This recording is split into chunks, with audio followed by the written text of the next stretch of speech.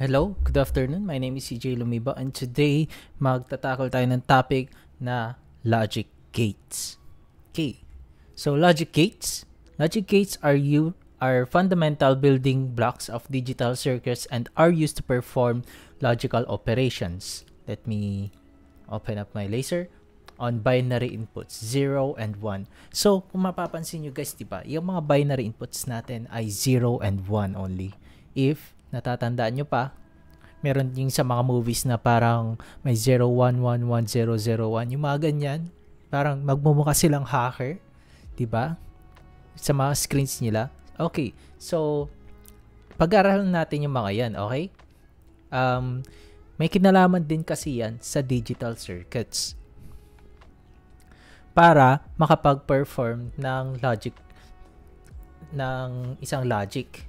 Okay, so 0 means like false and 1 means true. Okay? They are the building blocks of digital electronics and are crucial for performing tasks such as arithmetic, data storage, and decision making in computers and electronic devices. Okay, so magbigay ako ng example. Alam niyo yung ilaw, guys. Yung ilaw, itong switch natin, like, kapag pinindot natin yung pinindot natin yung counting taas ng button para mabuksan yung ilaw, mag-iilaw siya, diba? So, that means 1. Meron siyang input na 1. So, kapag baba naman yung pinindot, 0. Ibig sabihin yung ilaw, papatay siya. Okay?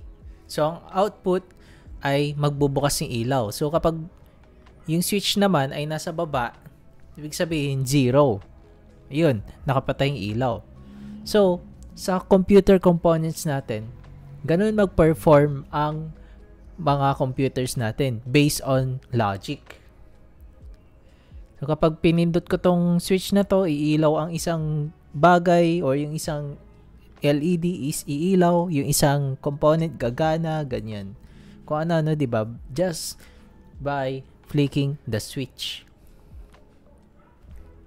Okay, so logic gates, there are several types of basic logic gates, each with its own unique function. Meron dyan yung first of all ay yung AND gate. AND. A-N-D. At, ganun. Tapos, ganun. AND gate. An AND gate produces a high output 1 only when both of its inputs are high. So, otherwise, it produces a low output. So, hindi siya magbibigay ng high output kapag yung dalawang case, like for example, A and B, pareha silang 0 or isa sa kanila ay 0, hindi siya mag-activate. Kailangan pareha silang 1. Parehas dapat silang nakabukas. Okay? Or parehas dapat silang naka-on para mag-on si AND gate. Para may output siyang 1. For example, ganito. Dalawang students. Ganun. Pero yung isa absent. So, yung teacher, hindi siya magtuturo hanggat yung isa absent. Hanggat isa sa kanila ay absent or silang dalawa ay absent. Magtuturo lang ang teacher kapag parehas silang present. Okay? So, ganun. Ngayon, si OR gate naman, OR gate produces a high output when at least one of its inputs is high. It produces a low output 0 only when both inputs are low. So, balikan natin example kanina, guys, di ba? So, dalawang student again. Tapos, si teacher magtuturo. So, ganito, sa OR gate, isa sa kanila ay present, okay na, magtuturo na si teacher. Kumpara sa AND gate, kailangan present silang dalawa. Sa OR gate, at least isa sa kanila ay present para makapagturo si teacher. An OR gate produces high output when at least, ganyan tandaan nyo, when at least one of its inputs is high or are high. Okay? So, yung dalawang gates muna ang pag-aaralan natin. OR gate. Okay? So, ganito yung symbol ni OR gate. A and B. Tapos, ang output ay Q. Truth table of OR gate. Okay. So, may mga instances dito, okay? So, si A, yung example natin kanina. So, dalawang students, walang 1 sa kanila, hindi present. So, hindi magtuturo si teacher. 'Di ba? 0 0 0 or 0 plus 0 is 0. Ito naman. At least sa kanila ay present, 'di ba? 0 and 1. Si B ay present sa klase, si A ay absent. So, magtuturo pa rin si teacher. Next naman, si A ay present, si B ay absent. So, magtuturo pa rin si teacher. Silang dalawa ay present, si teacher ay magtuturo pa rin. So, ganun ang or. Kahit isa sa kanila, at least, tandaan ha, at least one of them ay may value na 1 or naka-on. High voltage, low voltage. Ito naman si AND gate. So, kung mapapansin nyo, yung pinagkaiba nila guys, yung si OR gate meron pa curve. Si AND gate naman, flat siya. Okay, so ano nga ba si AND gate? Tingnan natin yung truth table niya. Truth table of AND dapat yan guys. So, let me edit this. And, okay, so, going back. Truth table of AND gate. So, 0, 0, 0, di ba? Pares na-absent yung si A and B. So, dito naman, may isa sa kanila absent. So, dito, 0 ang output. Kailangan present sila. Si A and B dapat ay present. Tandaan nyo yung sinabi ko, A and B dapat ay naka-on. Di ba? Pero since isa sa kanila ay hindi naka-on, hindi mag-on si output. Magbibigay na output na 0. Kumpara dun sa kanina, at least one of them ay may 1 or naka-on. Mag-on si Q, si output. 'Di ba? 1 and 0. Tapos AND gate to, no? Since AND gate siya, 0 ang output. 0 kasi AND gate. 1 and 0, hindi tama. Dapat 1 and 1. Dapat parehas silang naka-on para mag-on si output. Dito kasi sa OR gate, kahit isa sa kanila, at least isa sa kanila ay naka-on, mag-on si output. Pero si AND gate naman, kapag isa sa kanila ay hindi naka-on, hindi mag-on si Q or hindi mag-on yung output. Okay, so let's solve an example. So meron tayong OR gate, meron tayong AND gate, OR gate, and OR gate. So ganito tayo mag-solve. So i-determine natin yung truth table dito, just like yung kanina dito guys. Gagawa tayo ng ganito. Bigyan natin ng truth table. Okay, so first things first, alamin natin kung ano yung mga, i-list down natin yung mga gates natin. Tandaan, ang pagbilang ng gates natin ay top to bottom. Tapos kapag wala na sa bottom, sunod naman yung top. So 1, 2, 3, ito, saan ba yun? 1, 2, 3, 4, 5. Dapat 1, 2, 3, 4, 5, 6, 7, 8, 9, 10. Ganun yung pagbilang ha. Baka mamaya kasi mag-skip kayo. 1, 2, 3, 4, 5. Mali po yun guys. Dapat 1, 2, 3, 4, 5. Ganun. 1, 2, 3, 4, 5, 6, 7, 8, 9, 10. Parang ganun dapat. Okay, so i-list down natin sila. Si A and B. Ilagay natin yung inputs natin, A and B. So dalawa lang sila. And then, yung mga, kung ilang gates. So 1 dapat pina-left side, 2, 3, 4, 5. Okay? So i-list down natin yung mga possibilities next, di ba? Dito sa table natin. So, ang mga possibilities natin is 0, 0 and 0, 0 and 1, 1 and 0, and 1 and 1. So, yung mga possibilities natin, di ba? 0 and 0, 0 and 1, 1 and 0, 1 and 1.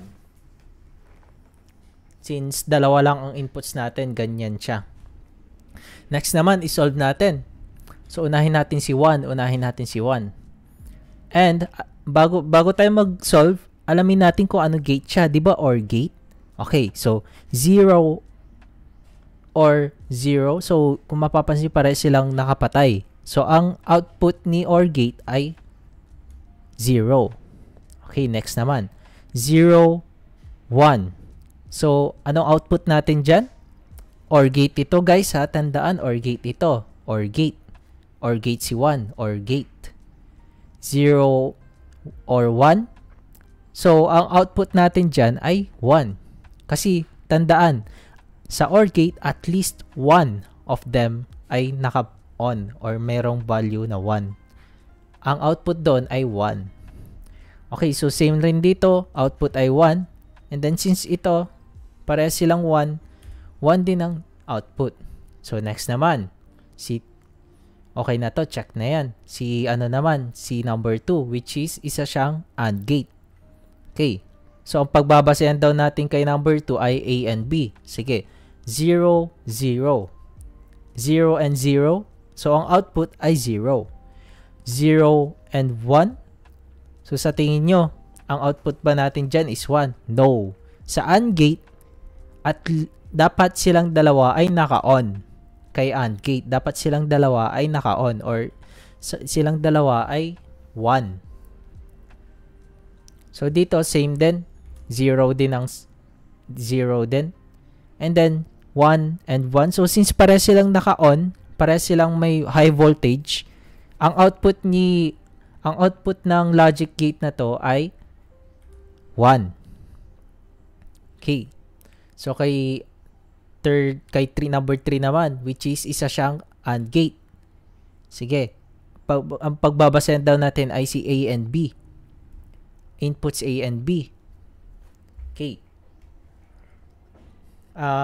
Isa siyang AND gate. Okay. So, same lang din yun dito. 0, 0 and 1. Dapat 0 yan. 1 and 0, 0. 1 and 1. So, pare silang 1. So, meron tayong output na high voltage, which is 1. Okay, so next naman, number 4. So, si number 4, isa siyang OR gate na ang inputs ay nanggagaling kay 2 and 3. 2 and 3. So, this time, hindi na tayo magbabase kay A and B, but instead, magbabase tayo kay 2 and 3. Okay? So, isa siyang OR gate, tandaan. So, 0 or 0. 0 ang output. 0. Pare-parehas na 0. And ang output nito, 1. 1. Tapos OR gate siya, 1. Okay, so next naman, number 5.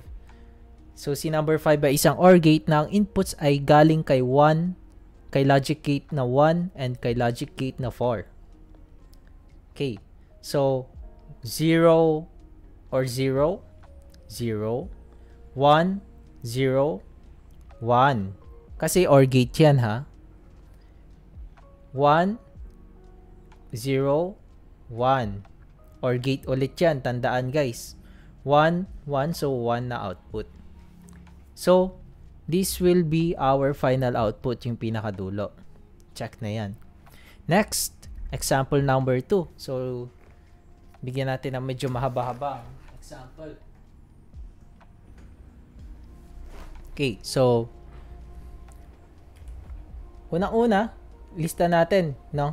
A, B, 1, 2, 3, 4, 5, 6, 7. 1, 2, 3, 4, 5, 6, 7. Yan, guys. So, 1, 2, 3, 4, 5, 6, 7. Okay, so isulat natin mga possibilities, mga inputs kay A and B. 0, 0. Meron tayong 0 and 1. Meron tayong 1 and 0. Meron tayong 1 and 1. So, solve na natin. Input, alamin muna natin yung logic gate ni 1. Isa siyang AND. Okay, so isa siyang AND. So, 0 and 0. 0. 0, 1. Sagot dyan ay 0. Kasi kailangan dapat silang dalawa ay naka-on. Hindi nakapatay. Hindi yung may 0 sa kanila. So, 1, 0 is 0. And 1 and 1, so ito tama. Ang output natin dyan ay 1. Parehas sila. 1 and 1. Diba? Dapat si A and B ay naka-on. Ganun yan, ang explanation dyan. Si A and B dapat ay naka-on. Pero since dito, kaya 0 ang outputs outputs natin dito, hindi napatunayan yung sinabi ko kanina. Hindi napatunayan yung statement, which is, kailangan dapat silang dalawa ay naka-on. Isa sa kanila ay hindi naka-on. So, 0 ang output. So, number 2, isa siyang OR gate. Okay? So, 0 o kaya si 0, 0. So, A or B. A or B. So, 0, 1. Tignan nyo. Isa sa kanila ay may 1. So, ang output ni OR gate natin na number 2 ay 1. Okay, so, A or B. 1, 0. Okay, so, tamang-tama yan. 1 ang output natin dyan kasi OR gate siya. 1, 1. Matic. 1 na yan. So, kay number 3 naman, OR gate. Same lang din kay number 2. Same lang din kay number 2. Kay number 4 naman, same lang din kay number 1. Okay, so kay number 5 naman, which is isa siyang AND gate, na ang inputs ay nanggagaling kay 2 and 3. Okay? Ayan. So, dito tayo magbabase, dito kay 2 and 3. Okay, so 2 or 3, 0, 0, matic. Lahat sila ay 0, so 0. So, dito naman, pare-pare silang 1. 1, 1, 1, 1, 1, 1. So, 1 na yan diretso. Okay, so kay number 6 naman, na isa siyang OR gate. So, ang inputs natin ay manggagaling kay 4 and 5. Okay, so 0, 0 is 0. 0 or 1 or is 0 is 1. I'm sorry. 0 or 1 is 1. 0 or 1 is 1 again, and 1 or 1 is 4 or 5 is considered as high voltage again. Okay, so number 7 na tayo. Ang inputs natin ay 1 and 6, and ang logic gate natin, ang logic gate ni 7 ay isa siyang AND. So, dito tayo magbabase. Dito, tsaka kay dito. So, medyo malayo. Sana hindi tayo maduling. 0 and 0 is 0. 0 and 1 is 0. 0 and 1 is 0. 1 and 1 is 1. So, this will be our final output, guys. So, next example, guys. So, ito medyo mahaba-haba na siya.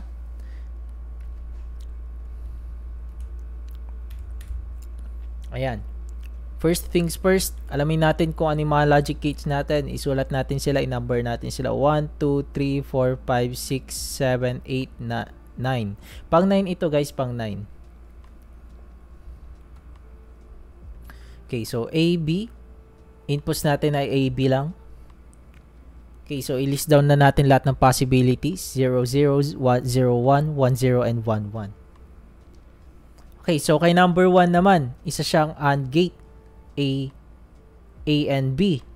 Okay, so A and B, 0 and 0 is 0. So, A and B, 0 and 1 is 0. A and B, 1 and 0 is 0.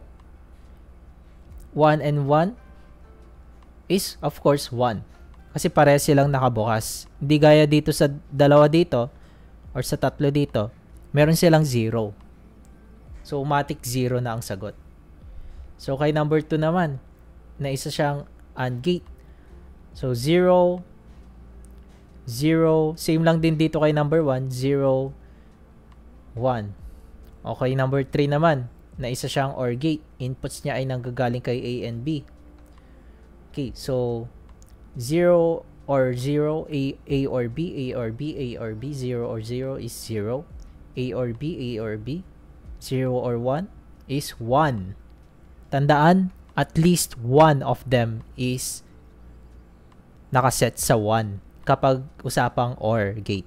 Kapag usapang OR gate, dapat isa sa kanila ay 1. Otherwise, 0 ang output. Kapag lahat sila 0, kapag lahat sila 0, ang output ay 0. Pero kapag isa sa kanila A tapos B ay A or B ay na ang value ay may 1, naka-on, ang output dyan ay 1.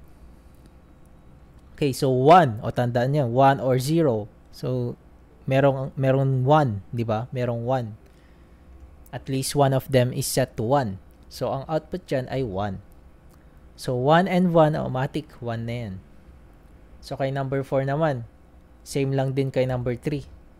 Isa siyang OR gate eh. Tapos kay number 5, same lang din kay 3 and 4. 0, 1, 1, 1. Okay, so kay number 6 naman, ang inputs ni number 6 ay manggagaling kay 1 and 2. And si number 6 ay isa siyang AND gate.